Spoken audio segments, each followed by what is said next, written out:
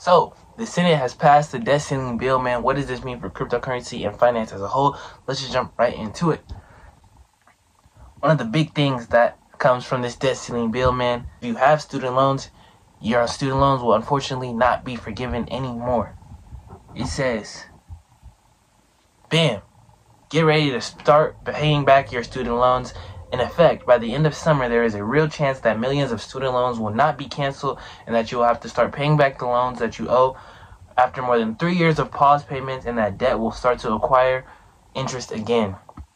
This is one of the major L's of the debt ceiling increase. I'm not gonna lie, man. One of Biden's main points that he had to bring in the youth, to get the votes of the youth, is that he's gonna relieve student loan debt. And if that doesn't happen, man, Biden basically has no promises that he can give to the youth or to the American people as a whole, bro. So this is a very, very big L for the Biden administration and just the American people as a whole. Another outcome of this debt ceiling, man, we see right here, we see the debt ceiling chart. This is a very, very good chart. I'm going to try to leave this up here for you guys to see as I'm talking. But as you can see here, man, 2023, April, we have hit the debt ceiling, man, which is why this bill had to be passed. Another effect of this bill is that it addresses the debt ceiling. It basically pauses the debt ceiling until January 2025. And once January 1st, 2025 hits, the debt ceiling will increase by 1% every year. So that's basically one of the big main factors of this new bill. This new Senate bill also caps non-defense spending. So any spending that is not going towards defense will be capped.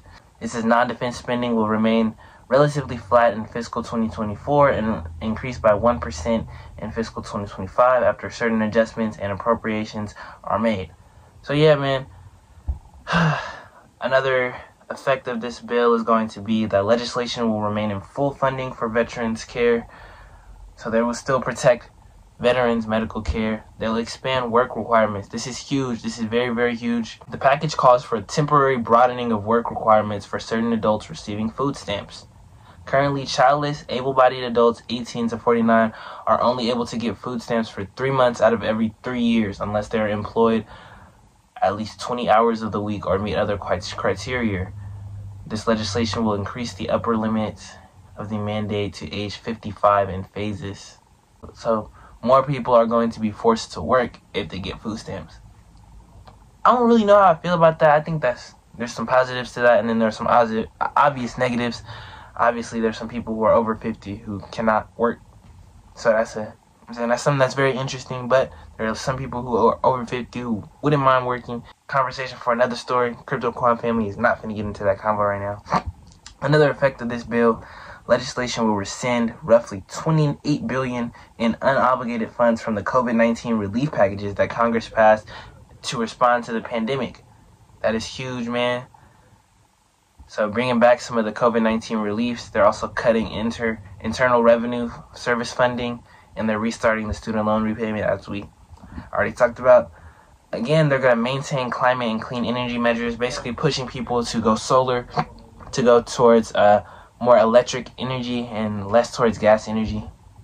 Lastly, they're going to expedite the pipeline in West Virginia. This package will also speed the creation of Mountain Valley Pipeline, a natural gas pipeline in West Virginia.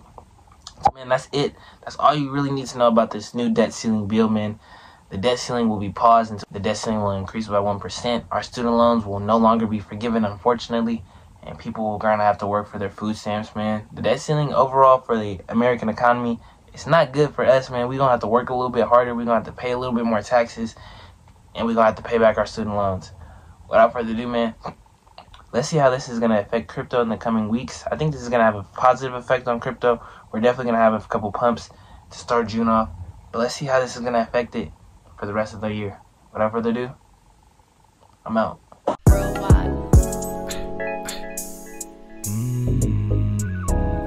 CEO of ChatGPT OpenAI. This would it be $7,136,000.